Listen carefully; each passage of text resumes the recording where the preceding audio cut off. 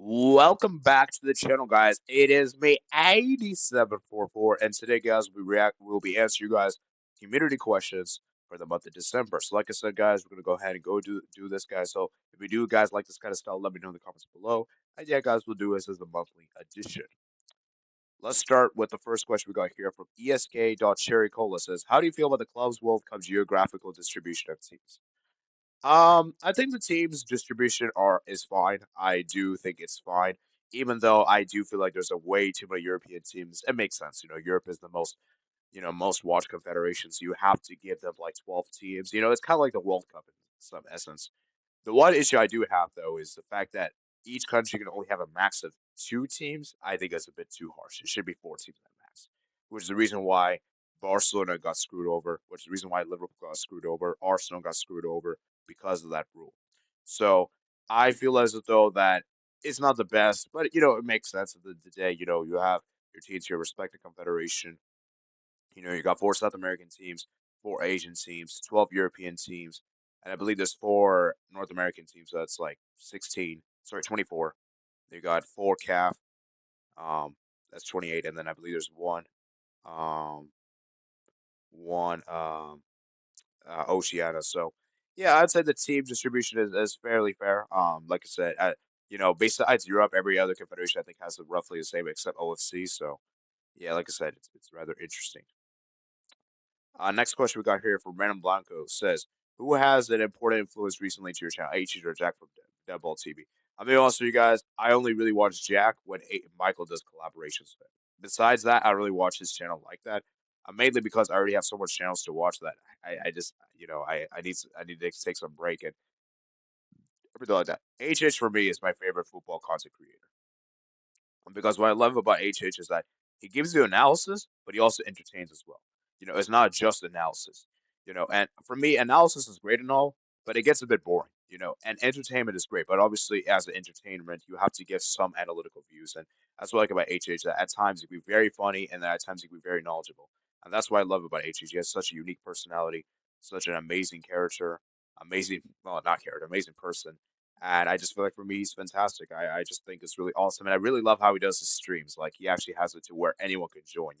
Most football channels don't usually have that. You kind of have to correspond with them beforehand. They don't really allow open platform. And I think it's really cool what HH is doing of the big YouTubers in football. So the shame for HH is that his channel is a bit small, but hopefully, hopefully it can take off and I'll hopefully it can get 100K soon. So right now, I believe it's at 40K, which there's still a long ways to go, and hopefully I can get 2K by the end of the year. But yeah, like I said, I would say HH for sure.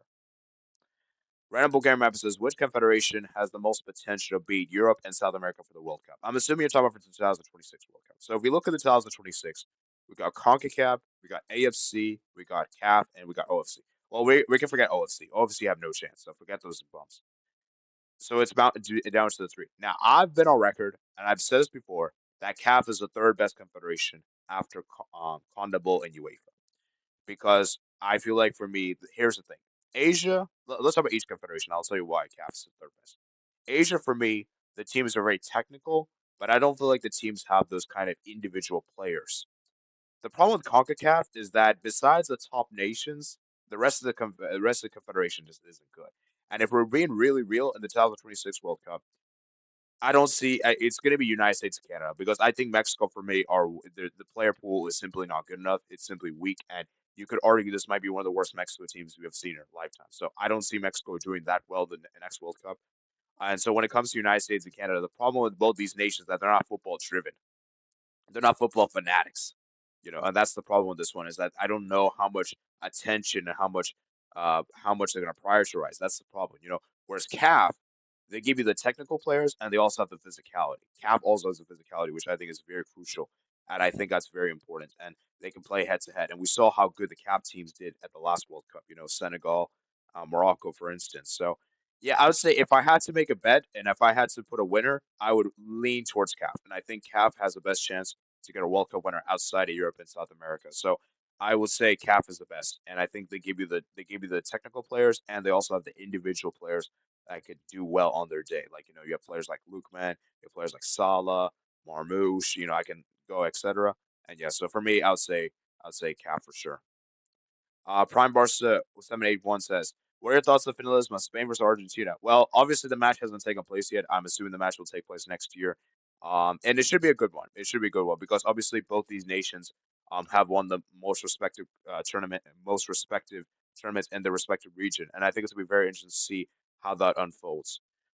Right now, if I give an early prediction, it's difficult to say. I need to know when the game is taking place. I'm assuming they'll do it in the summer, and by that time, I might actually edge with I might still give the benefit of the doubt to Argentina because I still feel like Spain for me, I still feel like Argentina for me are very good defensively, and I think Spain are good offensively. I think I realize the differences. I think Spain are great offensively, and I think Argentina are good defensively, and should be a very intriguing match. I could even see it go to pens, and if it goes to pens, we know Argentina's going to win. So, yeah, it should be a good one. I'm very excited, looking forward to that match. We'll see what happens because I feel like it's 50-50, man. I feel like it's 50-50 for whichever team wins. And so, yeah, best of luck to both the nations. And yeah, it will come out. Obviously, I'm assuming it will be in June of next year. Next question we got here is from MP7 Games says, any surprise teams right now you think will make a deep run in Europe? So there's actually a question. There's actually someone actually asked a question specifically for the Champions League. So for the sake of not repeating myself, I'm just going to tell you guys for the Europa League and Conference. Now this is very difficult. So for the Europa League, I came up with Olympiacos. I think Olympiacos for me is the team that won the Conference League last season, and I do feel like they're going to be a very difficult team to beat because what I know is Olympiacos is that they're very good defensively and they don't concede a lot of goals. And their top goal scorer El Kabi is going to be important. He's going to come up clutch. The only issue with Olympiacos though is that I feel like besides El Kabi, I don't know.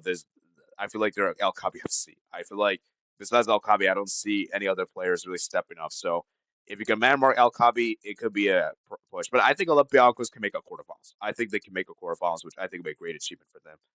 Because for me, that's what I consider, guys. To be a dark horse, you have to make quarterfinals. Quarterfinals minimum. I'm sorry, round of 16 isn't enough, and certainly not knockaround playoffs. And for me, for the other one, now this is a big shout, and it's very unlikely, but on the off chance they do, is FCSB. FCSB, um, I think they could do it. Although I feel like if they're going to do it, they have to have the draw in their favor. They have to have like some easy matches. Like if they play against any of the top five league teams, they're probably done for. But what I really like about this team is that defensively don't concede much. I kind of like the same with the Olympiacos. And you know what I realized FP7 games? Teams that have very good defense are going to probably do well in the knockout stage. And I think that's a very key thing is that defense is actually more important than the goals in the knockout stage. And as far as the Conference League, I decided to go with Victoria Guimarães. I think they're going to do. I think they're a team to look out for, and I'm going to go with Panathinaikos for this one. So, like I said, let me know which ones you guys have in the comments below. Like I said, remember, guys, I'm specifically due for Europa League and Conference League because we're going to have a Champions League segment soon after. Next question we got here from Matt's Attack 9 says, how much influence has Rank, Silva, me, Michael had on your all-time best 11? Have it been on your team? Have it been on your team's less player debates for your South America and Europe? Yeah, it's been a great influence, especially for the South America one, because obviously Europe I knew a good amount, but obviously there were a few players I didn't know. But for South America, oosh, I did not know a lot of those players because let's be real, guys, the South American attackers are very well known, like Ronaldinho, Messi, Neymar, R9, Suarez, etc. They're very all well known. But when it comes to midfield, when it comes to defense, it's not very well known. So I need I needed your guys' help for that, and I really appreciate you guys. So for the Europe one, I knew pretty much majority of the players, but for the South America man, it was a lot of help. It really did help a lot because I probably would not have been able to do it by myself. So I do appreciate Rank and Silva. Of course, you Mats and Michael, I also did appreciate you. It's not like I didn't appreciate, but I feel like Rank and Silva had far more influence because I knew they provided me players that I wasn't really too familiar with, whereas Michael and Matt's, I knew pretty much a majority of the players anyway, so it didn't come too much as a surprise. So yeah, thanks for the question, Mats. Next question we got here. This is actually a really interesting one. I like this one. Savinste 7418 says, how do you feel about international all-star edition consisting of 5 all-star football confederation teams? Quarterfinal 1, CAF versus AFC. Quarterfinal 2, CONMEBOL versus CONCACAF slash OFC. The semifinal UEFA versus. Would it be interesting or too marketized? This would actually be very cool. I would actually love to see this idea. I think this is such a cool idea. Have the best team respectively. So I would say the best cap team. Um, is probably one of those Egypt teams. the Egypt team that did the three-peat in the AFCON. I'd probably say them, because I feel like that Egypt team is really good. They're very good defensively, so I would put one of those Egypt teams. As for Asia, um, would you say the See, I guess I could say South Korea 2002, but we all know how controversial it was. But I'm trying to think, was there any other good South? Maybe Japan, maybe one of the Japan teams. I'd say maybe like 2011 potentially. I don't. I'm not really too sure, but something like that. So if I had to pick a winner between, I would actually give it a cap. I would give it a cap. Then CONMEBOL versus CONCACAF slash OFC. Well, CONCACAF should beat OFC. And I would say the best CONCACAF team, probably the 21st century, is probably that 2002 USA team. And the CONMEBOL one, we could just put the last World. We could just put 2002 Brazil team. So I think 2002 Brazil team would destroy United States, and Brazil would obviously most likely beat the CAF one. So, and the best European team, in my personal opinion, the best European team that won the World Cup in this decade is probably going to be it's probably going to be Spain 2010. I would probably say Spain 2010 have the best individuals. So Spain versus Brazil, and I'll give it to Brazil. So I feel like it'll be a very interesting concept. Obviously, it's not going to happen. It's not going to happen. Obviously, realistically, it won't happen.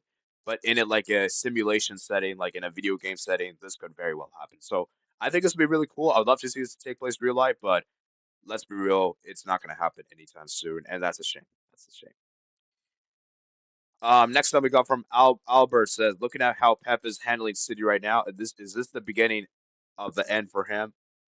Where does he actually rank as a manager amongst the top? I still think Mourinho is better than Pep. Well, it's actually funny you asked that, Albert, because we're actually going to have a debate show sometime this month or maybe January. I'm trying to work with my guests and see what time we could do, but I don't want to speak too much for that one because I want you guys to see that debate. But I guess I'll give like a little preview, I suppose, should I say?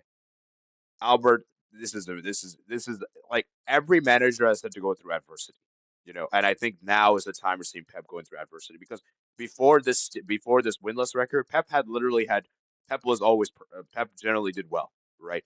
Like this Manchester City team have been this bad. Like this is the worst Manchester City team I've seen since 2020, and you could even argue this is worse than that.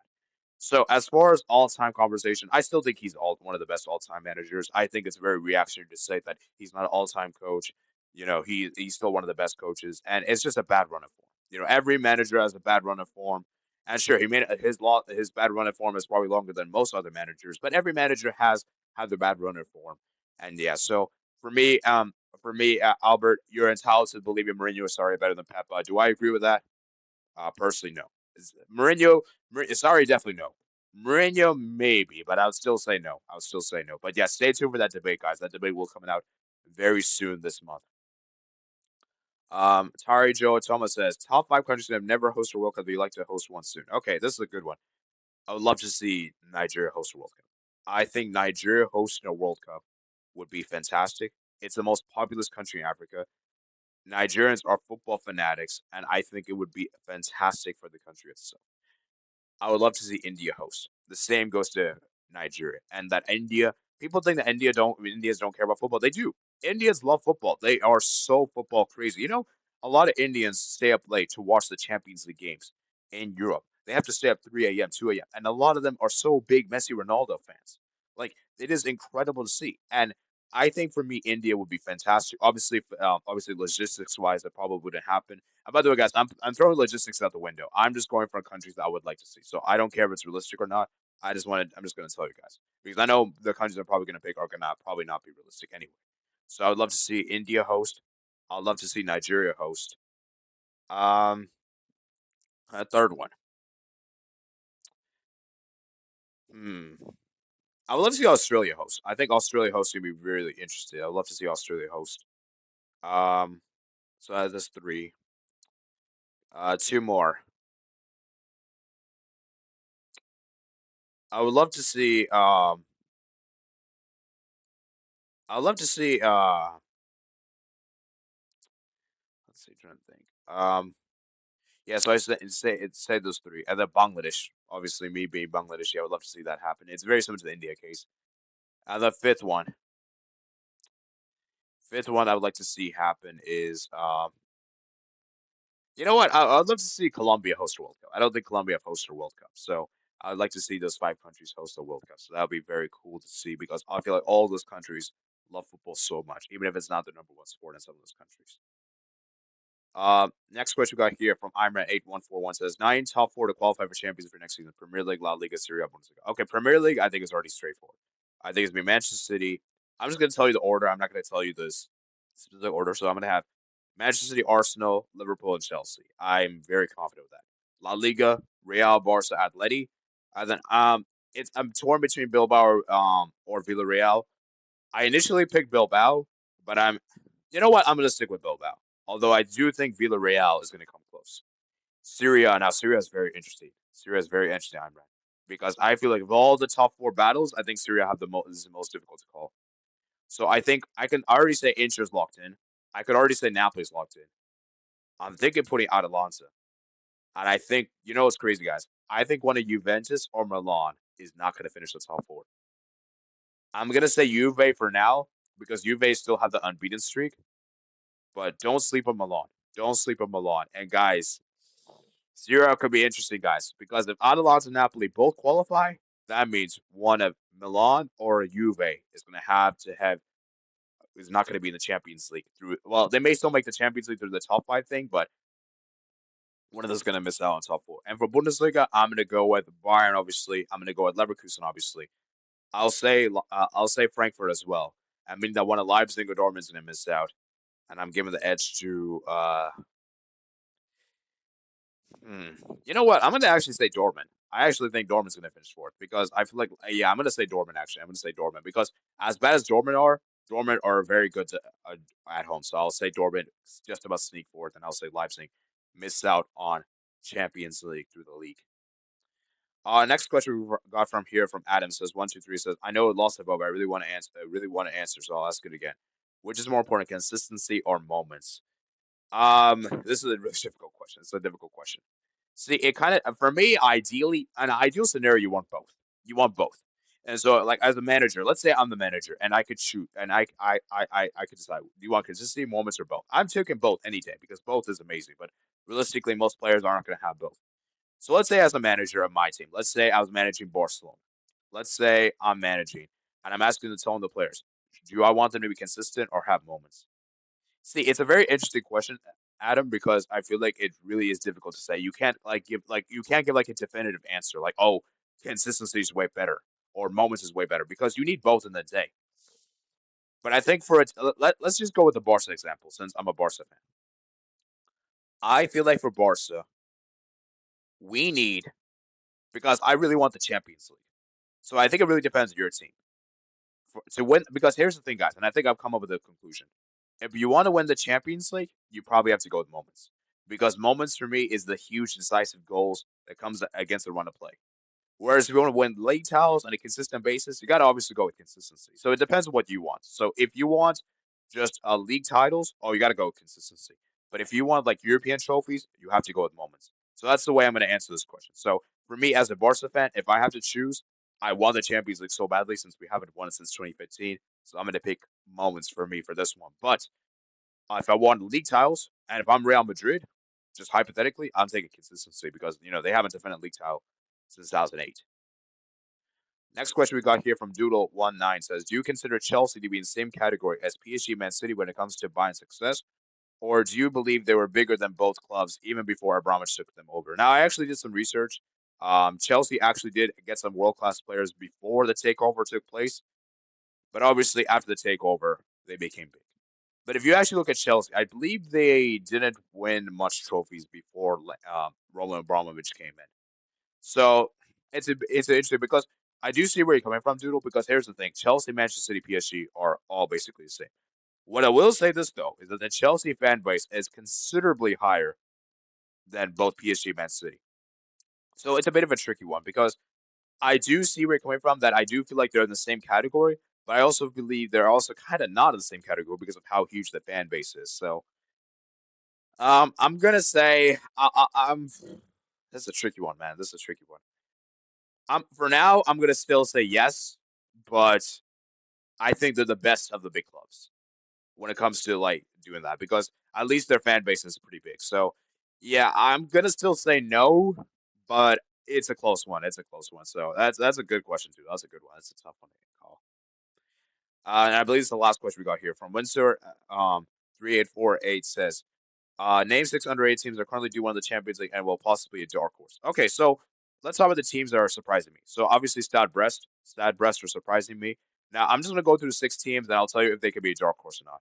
Stade Brest, I don't think could be a dark horse. I think once they go up against a quality team, they're gonna get beat. So it's doing amazing for them in the league phase, but I don't think they'll do well in the knockout phase. Now, Lille is a good shot. I think Lille is a team that have surprised a lot of people. I didn't expect much of Lille, and I actually think Lille could be a dark horse. I think Lille have the potential to be a dark horse because they defeated both Real Madrid and Atletico Madrid unexpectedly. So, and I feel like Lille's game, like counter-attacking, it could cause a lot of problems for the big teams. So I think Lille is definitely one that could surprise. Um, Another team that's also surprised me this season is Atalanta, and absolutely Atalanta, yes, absolutely Atalanta, yes. Although my only concern with Atalanta is the fact that I feel like they are going to prioritize the Serie A more than the Champions League. I don't know if they're going to prioritize the Champions League, so that's a bit of concern. But if Atalanta puts all their eggs in the Champions League, then I certainly think they can make a quarterfinal run. So Atalanta for me for sure. Another team that have also surprised me this season have been let's see. Let me look at the league table real quick, guys. Let me look at the league table just real quickly. So I would say maybe Monaco as well. Monaco is the one that's well. Aston Villa definitely. Aston Villa I think can be a dark horse. Aston Villa for sure. Uh, I would say